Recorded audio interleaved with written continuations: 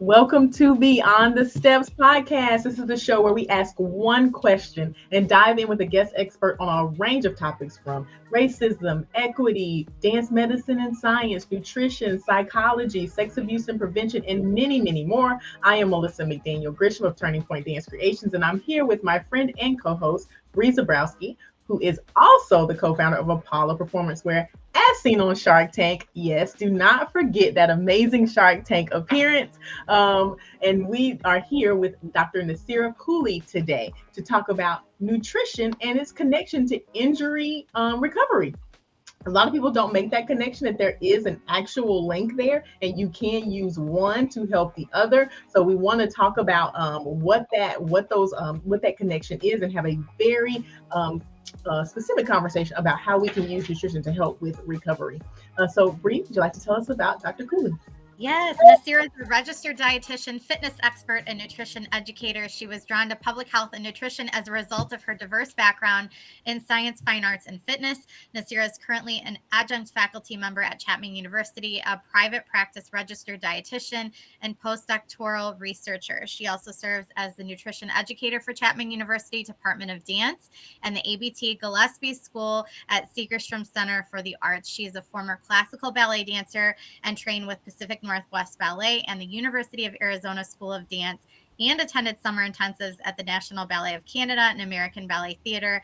Upon graduating summa cum laude from the University of Arizona with a BS in nutrition and a BFA in dance, Dr. Cooley continues her studies in pursuit of a career as a nutrition professional and obtained a master's in public health from UCLA and a doctorate in nutritional sciences from Loma Linda University.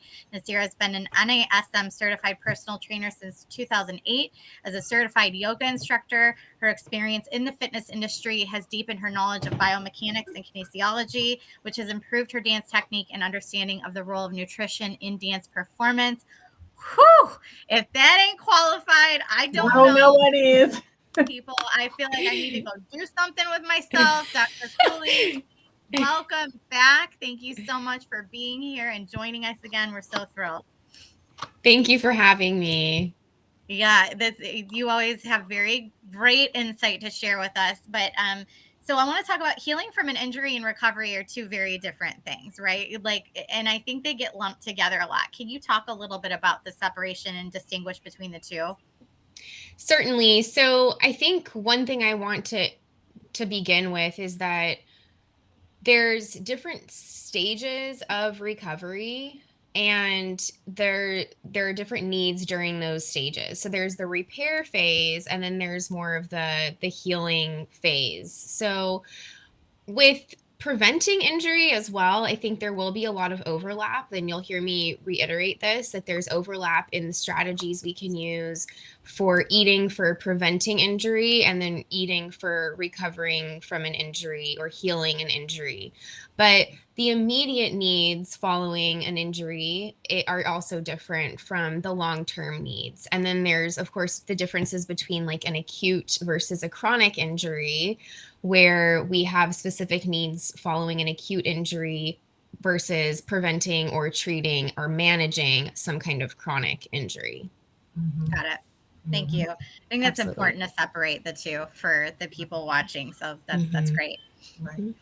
So Dr. Cooley, we're going to go between Nasira and Dr. Cooley throughout the episode. I feel like fine. To be like one thing. So what role does nutrition? No way. What role does nutrition play in the healing and injury recovery process for young performance athletes? How do they even fit together? Because I'm sure some people are like, what I eat has something to do with how I actually recover from injury. So how are they connected? We forget oftentimes that our body uses nutrients as the tools to perform its normal functions, and healing is a function that our body performs. So first priority is to make sure you're getting adequate calories and protein. Okay. It's the obvious, right? But as dancers, we always overlook that. And dancers tend to undereat in general. And if you're undereating in general, you first of all, don't have enough energy for your body to synthesize these various constituents in your tissues to heal. but you also are depriving it of the energy it needs to execute movement. And then there's this battle in your body going on between, okay, we only have this small amount of energy. Are we going to use it to dance for 8 hours today? Or are we going to use it to build these tissues and maintain the integrity of these tissues that we need?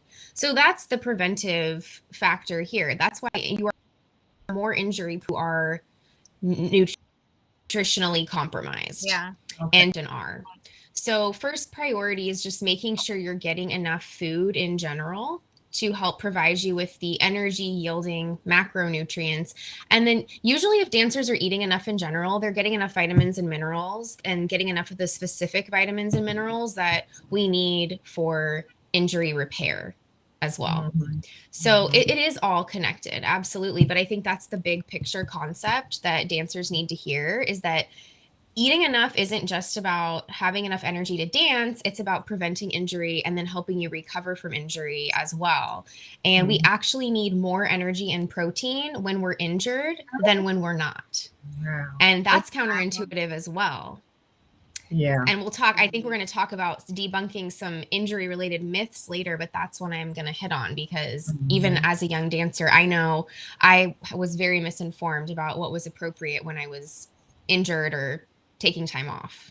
Can you just briefly, we're talking about specifically young performance athletes, because that's who we deal with. But anyway, just good sources of protein, like a quick list of what those are for especially for kids.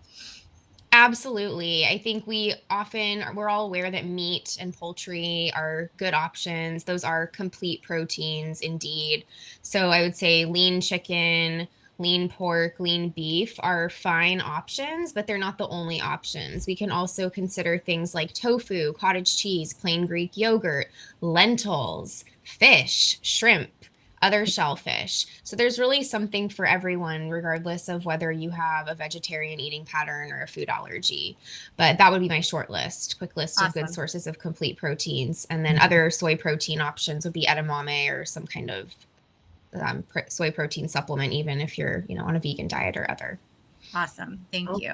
Awesome. I definitely want to touch on something you said. We'll touch on this a little bit later. You're more injury prone when you are nutritionally compromised. I think that I'm going to put a pin in that, because I want to come back to that later. But I also want to talk a little bit about what you just said about, you actually need more food when you're in recovery, or more calories when you're in recovery, in order to facilitate that type of healing. What do you say? Because I know that myself, when I was dancing, and even now, when you're not as active, you're scared to eat more food, because you're like, I'm going to gain weight. I'm not moving as much. I'm not exercising as much. And I have to imagine that young dancers who are actively performing right now, that's a big thing. Like, I'm not going to eat more food because I'm going to gain weight. How do you get people or what advice do you have to overcome that fear? You described the mentality perfectly. And thinking back to when I was a 15, 16-year-old dancer, I had the same thought process. And it's very stressful. It's very anxiety producing for dancers to be laid up in general, just because you feel like now you have to take a break. Someone else is getting ahead. I'm not improving. And then there's the whole weight management piece of that, where you feel like if I miss a couple days of class, my body's going to start changing in ways I don't want it to. So there's this huge fear of even continuing your normal eating pattern, because, okay, now I'm not exercising. I'm not burning enough calories. I don't deserve to eat that much. And I get a lot of these types of conversations with clients I have that actually see me for nutrition counseling because they have an injury and they want to know what to do during the time that they're away, and how, of course, they can eat to improve their injury recovery process. That said, what I usually try to emphasize is that there are evidence-based, what we call multiplication factors, right? So when we're trying to estimate somebody's calorie and protein needs, there are some science-based factors that we would take your baseline needs, which, for example, maybe your normal energy needs are about 2,000 calories a day. Well, if we are going to multiply that by one of these predictive factors, we know that when you're injured, and for different types of injuries, that those factors are anywhere from 1.2 to 1.7. Okay, so that would mean you would multiply your baseline 2000 times 1.2 or 1.7, and that would be more than that baseline, right? So that could be calories a day to nearly over 3,000, depending on the factor applied. So what that's saying is that you need significantly more calories when you're trying to heal. And why do you need that extra energy? Because you're having to repair damaged tissue. Mm-hmm. And that requires cellular work and additional tissue. You can't build something from nothing. You can't work without fuel. So even if you're laying in a bed all day, between the trauma you've experienced, the increased stress levels, depending, of course, on the injury, and then the actual tissue repair processes, you need additional calories to do that. And the building blocks of most of these tissues, like tendons, even bone to some extent, ligaments, and then muscle tissue, the building block are amino acids, and those come from protein-rich foods. So that's why there's an emphasis on protein, but that's not all you need. It's not okay to just say, oh, I'm getting extra protein. Yeah. I'm doing what I need to do. You need to get enough calories in general, and that the remainder of those additional calories need to come from healthy fats and carbohydrates. Those contribute significantly as well, even when you're not dancing. Mm-hmm. I think the carbohydrate piece is often the hardest for dancers to grasp, because they think, oh, I'm not training now, I don't really need carbs. You do need carbs. Your body still needs energy. And believe it or not, a lot of those soft tissues and even like things that lubricate your joints, those are actually made from carbohydrate basis. Mm-hmm. So if you want your tissues to repair and be able to maintain their smooth function that you need for your movement, you need carbohydrates. Mm-hmm. Is the need, I know you've been talking about the need for protein, and then now we're talking a little bit about carbohydrates and the need there. Are the nutritional needs during recovery different for adults versus children, or are they the same? I would say they're similar. The multiplying factors would maybe be different. It'd be very case by case basis, but I would say the main nutrients needed for healing and then the relative calorie protein increases are similar for children and adults. Interesting. So how can parents and coaches ensure that their young athletes are getting the right nutrients to support their recovery, especially within the framework of very busy lives? Oftentimes these kids that we're talking about that are most prone to these injuries are the ones that are dancing constantly and going from school to dance to whatever activity, and then they're coming home late and doing homework. There's not a whole lot of time to cook these big meals. Parents are coming from work and being the taxi service. So, what are your suggestions in all of that as well? Great question. It's a challenge whether you're injured or not, but I think the prevention piece is key. And as parents or dance instructors, I think setting aside the time, eating meals and snacks is critical. Giving yourself buffers in the day where there's an opportunity to provide your body with nutrients. And any dancer needs to just prioritize that. I need to give myself, I usually say at least 5 to 6 opportunities a day to eat. It doesn't always have to be a big meal, but you should be eating 5 to 6 times a day, because each of those times is an opportunity to provide your body with the tools it needs to work the best. So as parents, we just need to do our best to try to facilitate that. And then it's all about planning ahead. Having the snacks ready to go the night before.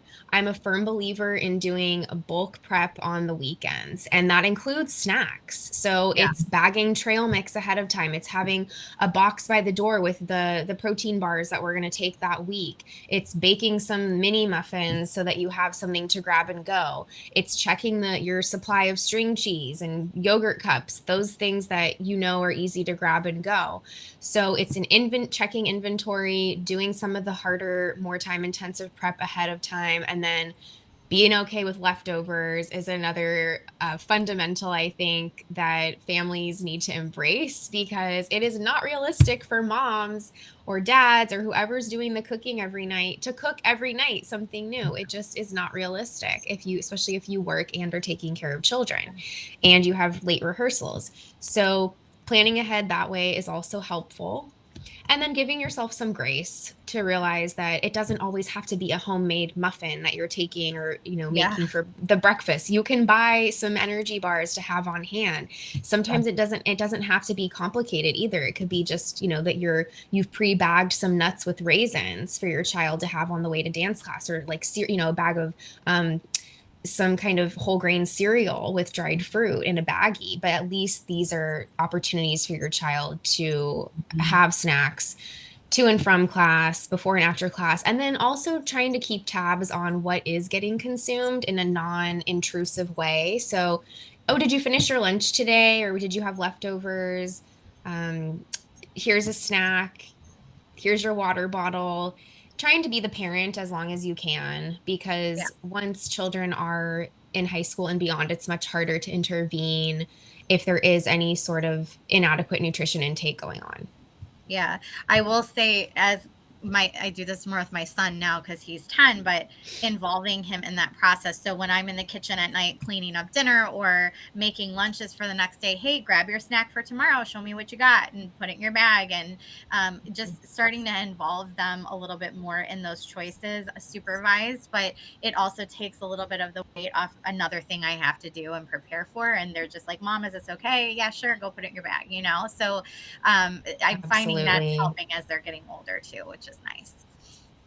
Absolutely. And it starts very young. I should add, my 3-year-old daughter, I already have her in the kitchen helping me bake and bags, and showing her and explaining to her why we can't always have just a fruit snack for a snack. It's, well, we need a protein source too. So here's your cheese stick, and we're going to try to have both, at some point today. So, parents, even of young children, realize that you're planting seeds now. And I'm already seeing an increased understanding on her part that I know is going to serve her well as she ages. Mm-hmm. I'll never forget my daughter at that age. We were having the fruit snack discussion, and I said, no, that's not a good snack choice right now, but it has fruit in it. I'm like, yeah, it's shaped like fruit. It does not have fruit in it.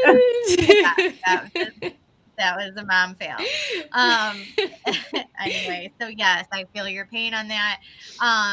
But so if you're just tuning in, this is Beyond the Steps, and we're talking again with Dr. Nasira Cooley about nutrition and what part that plays in our healing process from injury, the recovery process as a performance athlete, and how we can best incorporate that into the choices we're making day to day, and our recovery and healing practices. So we're going to start now with healing an injury. So how can poor nutrition negatively impact the healing process for young athletes? Without attention to adequate nutrition intake, you can prevent healing or delay healing significantly. Again, this goes back to insufficient calorie intake, and thereby insufficient vitamin and mineral intake, and then, of course, the building blocks to repair the tissue. You can also exacerbate the prolonged inflammation that often surrounds acute injuries and chronic injuries if you're not getting enough essential fatty acid or just inadequate calorie intake, again, because that increases the stress response. So all of this is a perfect storm for prolonging injury and interfering with the healing process. Okay. So what are the most common nutrition related myths and mistakes you're seeing young athletes make when they're trying to recover from an injury? I'm going to highlight 2 today. The first one I hit on earlier, and that is that when I'm not dancing because I'm injured, I don't need to eat as much as I do when I'm dancing. Okay. And it's false.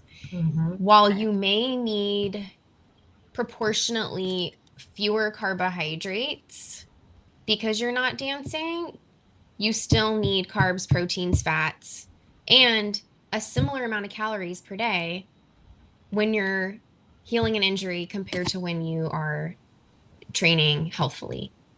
Okay. And the reason is that extra fuel goes into the healing and recovery process. The second major myth is that in order to prevent injury and heal an injury, I absolutely need to be taking dietary supplements. Oh, okay. Dietary supplements of some kind can be helpful if there is some shortcoming in the diet. However, if your diet is overall balanced in the right macro and micronutrients and you're getting enough calories per day to meet your needs, most likely you are insured and you have everything you need to prevent or heal an injury. So not everybody needs collagen supplements or fish oil in order to heal an injury. But I will mention later, if there's an opportunity, how those could be helpful in some cases. Okay. Okay. Thank you. I have a I don't know if I want to call it a counter question or not. So we've talked about the nutritional building blocks that we need. Are there any things that are harmful? So like if too much sugar, could that prevent better recovery? I don't know what the other things might be, but are there nutritional elements that could actually be harmful or counteract the recovery process? Great question. I think anything that doesn't promote healing is displacing an opportunity for nutritious foods that would promote healing. Okay. So in that sense, yes, if you're filling up on soda and candy, that doesn't leave as much room for these more nutrient dense foods. So that's one issue. And then there are foods that when consumed in excess can interfere with the healing process directly. Alcohol would be the big one because alcohol intake, for one thing, it reduces the absorption of really critical nutrients that you need to heal and can dehydrate you. So that's an issue. And then I would also add to that excessive caffeine intake because, again, it has a diuretic effect, can also dehydrate you. And I haven't talked yet about the importance of fluids in injury recovery, but we also need a little more fluid than normal for healing an injury. So there's those two pieces. And then, of course, anything that is going to exacerbate inflammation can also be a problem. However, the effects of certain foods on people in terms of how it's going to increase inflammation is kind of a confusing area and not very straightforward. I will say there are foods that have an anti-inflammatory effect, but there's not, like this list of foods that, despite what you might read on the internet, there really aren't these like foods that like these make you have more chronic inflammation and these make you have less chronic. It's much more complicated than that, and not something we can really delve into too much today. But is it very dependent on is it very dependent on the person, or is that why, or is it just dependent more on the issue that you're dealing with?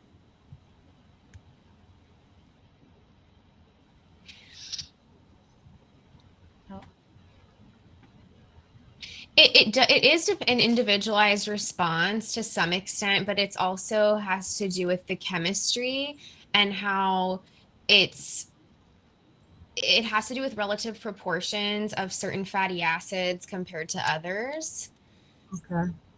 And how they're going to affect these chemical messengers in the body that are either pro or anti-inflammatory. Okay. That's good. That's good to hear because I know I've been here. Don't eat nightshade vegetables. Because I love peppers and things like that. And they were like, no, whatever you do, don't eat peppers.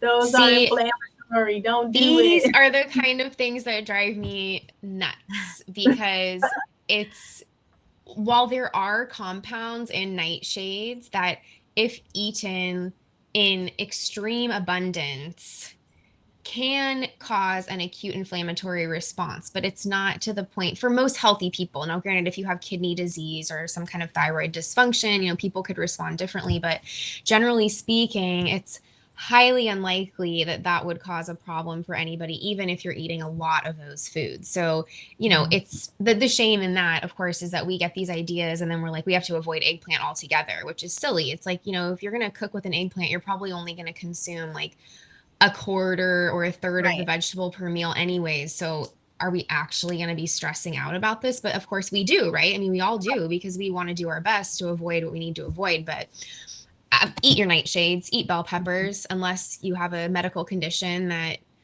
advises otherwise. And if that's the case, I hope you have a registered dietitian working with you, so you understand that you could probably still include them in small amounts. Yeah, that's the thing. It's like there's all these things now that you think you're doing something good, and then somebody is like, "That's not good for you." Yeah, don't do that. That's horrible. So you don't know what to do sometimes. Right. Yeah. Don't listen to the internet. It's confusing. Yeah, there you go. There you go. That's a good Amen. rule. That's what you do. That If you is a listen general to the rule. internet, if you're watching this show, because if you're just now joining us, we are talking to Dr. Nasira Cooley about nutrition and its link to injury recovery, and how important it is that we also pay attention to our nutrition when we are trying to recover from an injury effectively and quickly. This full episode is available on YouTube at Apollo Performance and at TP Dance Creation. So if you want to start from the beginning, head on over there and check that out. Otherwise, continue watching, because we still have a lot more show left, and contact your friends, your family, your colleagues, and share this episode with them as well. If you have comments, please drop them. We want to know what you think. I want to move on to actually, I wanted to say something a little bit. Here I go off tangent, off topic. You talked about, like, if you have different chronic maybe illnesses, or like you said, kidney disease or things like that. I want you to talk about how you should really be aware of those things and consult a physician when you're deciding what your nutritional plan is, right, Dr. Cooley? You should definitely do that if you do have some of those factors. Absolutely. And I'm often surprised at how frequently medical doctors don't connect a patient with a registered dietitian immediately, or it's sort of a haphazard referral instead of like, you need a dietitian to help you walk you through this. So if you have some kind of diagnosis that impacts any body system, realize that the way that you metabolize and utilize nutrients is likely and especially if you're an athlete or an artistic athlete or a child, especially, there are modifications that you can and should make to prevent a serious health complication, because the food that we eat interacts with our body systems extensively. And if there's a problem with one of your organs, or even, something as simple or common as diabetes, you definitely need some additional guidance. And it's available. I mean, there are dietitians that, work with dancers like myself. There are doctors that work with dancers specifically. So I think there's an increasing body of health professionals that specialize in care for artistic athletes. Seek one out and use their services, because they're here to help. So you alluded to this a little bit earlier about some of the best proteins that are out there, but if someone's watching now, or someone's parent, or someone's teaching, like, I have an injured dancer or an injured performance athlete or injured athlete, period, what are the best sources of protein that I can go to now quickly and grab? What would you recommend? Well, I will emphasize that the protein needs are increased post-injury, and they may be as high as 2 to 2.5 grams per kilogram of body weight, which typically for an athlete, that range is 1.2 to 1.7 grams per kilogram per day. And please note, this is per kilogram, not per pound. And there's approximately 2 pounds per kilogram. That's the conversion. So make sure you do that conversion before you use these multiplying factors. But that's a very high protein intake. And it's very doable to meet the regular needs for an athlete of 1.2 to 2. But when we get up into 2 to 2.5 grams per kilo, it can be challenging. And I don't typically say that protein supplementation is needed for an athlete, but I think during this recovery phase, it can certainly help. Whey protein, casein protein, and soy protein seem to be the best sources, especially with supplements that are most effective in protein synthesis. And this especially applies when they are consumed throughout the day rather than all at once during one big meal. And really as little as 20 to 40 grams per eating occasion are sufficient to stimulate that muscle and soft tissue synthesis process. So that's manageable. That would be the equivalent of a chicken breast or one scoop of protein powder. And then, it's not just the protein foods that provide protein. We also get protein contribution from starches and even some vegetables. Sure. But we really do want to make sure we're getting enough high quality complete protein, and those are some of the sources I mentioned earlier, the animal based proteins, and then any soy product like tofu, edamame, soy protein powder, and then some of the other meat substitutes that are soy based specifically would be good options. And then dairy also has whey and casein, so those are great sources for those of us that tolerate dairy. Now, what about plant-based options? Like if you're somebody that, vegan, vegetarian, plant-based, what have you, are there plant-based resources that are good proteins?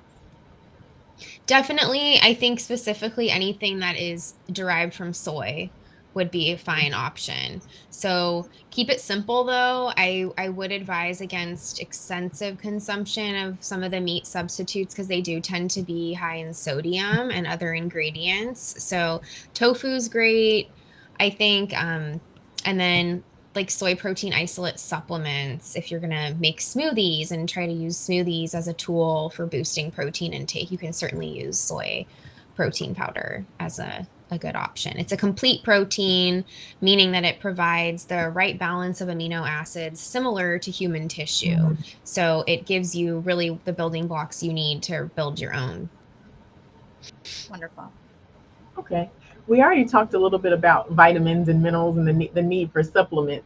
So I want to touch more on if someone does choose to use a vitamin or a supplement, they're everywhere. They're like a dime a dozen. The aisle is full of them, and you never know who has what manufacturer is, the integrity of manufacturers. How do you suggest that people sort through that? Do you think you should get it from a certain place, or is there a certification body? I don't think there's a certification body, but maybe there is. Yeah, like what are you looking for? There are so many options, and everyone's trying to sell you something. So it's important to be an educated consumer and be very discerning. I think in general, young athletes can benefit from taking a daily multivitamin mineral supplement, something that's just a one a day. I do have some brands that I prefer over others. I don't know if I want to endorse them live, but it's something that it doesn't have to be the most expensive fancy brand. I mean, the vitamin that I took, during pregnancy and throughout my lifespan is like, you can buy it anywhere. Mm-hmm. It's just over the counter. So, we don't always need to buy from the most expensive brand, but what you do want to look for is there are some safety certification seals.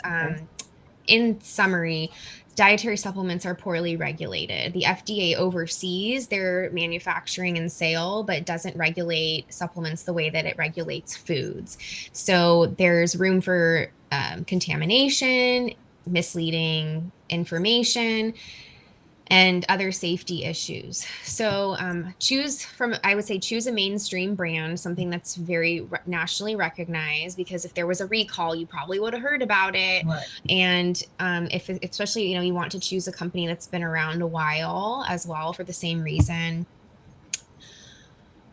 There's a USP safety seal. There's something called good manufacturing processes. There's a GMP stamp that will sometimes be on a dietary supplement.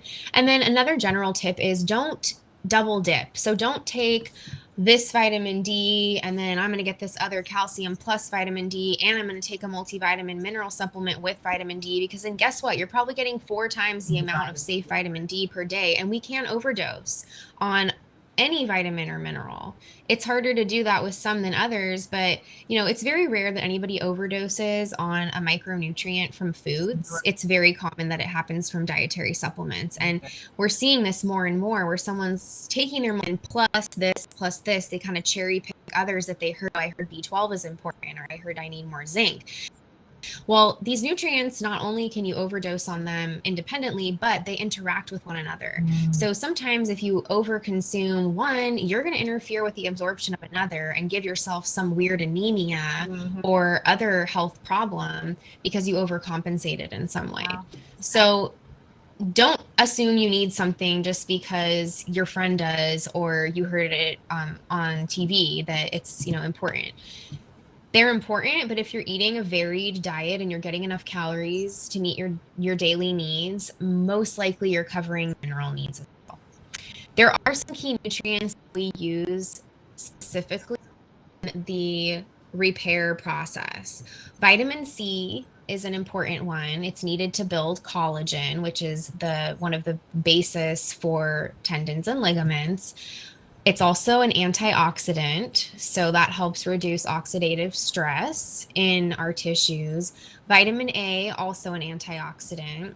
Zinc, magnesium, phosphorus, and copper are also known to be beneficial, specifically during what we call the proliferative repair. So if you're taking a multivitamin mineral supplement, just make sure that supplement provides 100% or close to 100% of the daily value for those nutrients. Wow. Another big one is omega-3 fat, because that is a nutrient, a specific fatty acid that we know puts into effect the anti-inflammatory processes. Now, when we are initially injured, the inflammatory process is important to initiate healing. Inflammation is not always bad. We need inflammation to heal. Where we run into trouble is when that inflammation persists beyond the appropriate time frame. So you want inflammation to immobilize an injury, to recruit all those repair cells, but then you don't want to be swollen for an extended period of time. So making sure you're consuming the nutrient omega-3 fat is also going to help promote the anti-inflammatory pathways. And sources of omega-3 fat are pretty limited to fatty fish, and then some plant-based options would be like algae oils, walnuts, canola oil, flaxseed, hemp seed, chia seed. You can also take an omega-3 supplement during the healing process, but don't take more than the recommended dosage. More is not always better, and you can overdo omega-3 fats as well. You can overcompensate and actually create new problems. So definitely want to be cautious and realize there's a sweet spot of optimal intake, but going beyond that or consuming insufficiently is going to leave you compromised. Yeah, now let's talk about hydration and electrolytes. Before we go to homework, I think we really have to touch on this. So why are they important and what is the recommended amount? Because everybody's got, that metric of I need to drink, my body weight. Like my body weight. Like I basically need to drown myself in water right now. Right. What is that amount and why is it important? Great question. And I'm always baffled at some of the quantities people tell me. I'm just, where did you hear this? How do you come up with this? So, I mean, typically it's an athlete or a healthy athlete that's not injured needs anywhere from 8.5 to about 14 cups per day. So that's like 2.5 or 2 liters or so, to 2 to 3 liters. Okay. When you're injured, you might need a little bit more, but it's only like half a liter more beyond what your norm is. So that might be like an extra cup and a half or so per day. And it depends on your body size. So these are, if you have more mass, you have more blood, you have more tissue, you need more water to sustain those tissues and that fluid volume. And you need that extra fluid to help lubricate the joints and just provide a medium, for chemical reactions to happen and keep all of these, everything moving, keep your blood pressure normal, etc. So I also need to emphasize this. We're not just talking about plain water. We're talking total fat comes from food and other beverages. So if you have a cup of tea, you have some juice, if you have a cup of milk, even if you have are contributing fluid to your total intake. Then you add to that a diet that has fruits and vegetables, you could be consuming significantly more than you realize. And you can achieve water intoxication by drinking too much plain water too fast. And that can be fatal. It can cause hospitalization. You have to kind of try to do it. I mean, when I say try, I mean really like chug liters of water on an empty stomach after you've sweat a lot. It's typically how it could be a fatal situation. But even if it's not fatal, you can deplete your body's electrolytes to the point that your muscle cell functioning is poor and you're not, performing optimally. So you don't want to dilute your electrolytes by over consuming water. So again, those quantities are approximately about 2 to 4 liters cups, and that's for dancers ages 9 to 13. If you're older, so like in the 14 to 18-year-old range, you might need more like 3.3 liters per day, to up to 3.7 liters per day, and that high in there is like 15 cups. And then adults need even a little bit more than that in some cases, but usually it's around the same, kind of that 14 to 15 cups per day. So that said, it's, if some of that's plain water, but the rest is other fluids, it's pretty achievable. So if you're doing like your typical 8 cups of plain water per day, and then you have tea with breakfast, juice at lunch, milk at dinner, and then you're eating foods with fluids, you're probably achieving that. Okay. Yeah. Well, that makes me feel a little better. Right. If you're just tuning in, this is Beyond the Steps. I'm Bree here with Melissa McDaniel Grisham. We're here every Friday talking about topics that are affecting performance athletes. Today, we're talking with Dr. Nasira Cooley about the role of nutrition in recovery and healing from injuries. This has been a fantastic episode. So many pieces, valuable nuggets of information that we've gotten from her, as always. So I encourage you to go back to the beginning and listen to the whole episode in its entirety. Like, share, subscribe. We want to push this education out to our entire community, and we need your help to do that. So please do share this, and again, go back and watch because it's a good one. We're going to go to homework because we like to give homework on this show. We like for you to be able to measure your progress. So Melissa, let's go to homework. So you've watched the show before, you know that we ask our expert guests to give one thing, one action that they want our viewers and now listeners of the podcast to take between now and next week to make progress in this area. So Dr. Cooley, what is the one piece of homework that you want to give our listeners? My homework for you, and this would apply to dancers who are non-injured as well as injured, because if you're non-injured, this homework will help you prevent injury. If you are injured, it should help you heal.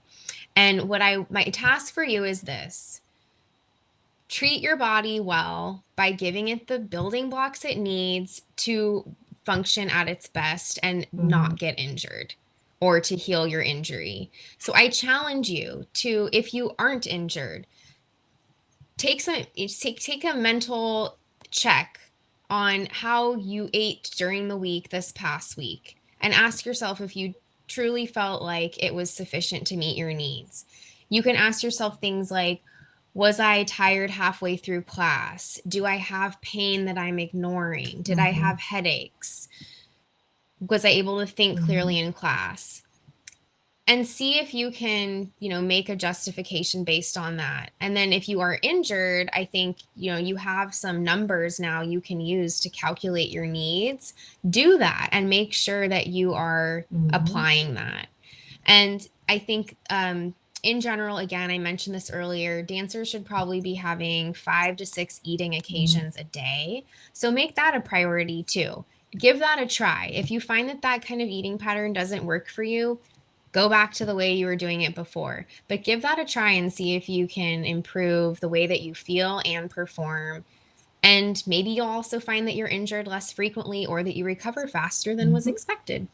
Awesome. That's great Beautiful. advice. Great advice. Super easy to take some inventory there. So we hope that you all complete that homework assignment. We have another homework assignment for you to take the STEPS initiative. It is a free course, 5 modules that are in that course that give you free education on a number of different topics, including racism and equity, sex abuse and prevention, nutrition. So there are so many, advanced medicine and science, and all of those wonderful things that we all need to know more about in order to keep our spaces happy, healthier, and safe. So please, Bree's gonna pop that up on the screen. Go and take that. It is absolutely free. Dr. Cooley, I know that you probably consult with people in studios and dancers and work with them regularly. How can people get in touch with you?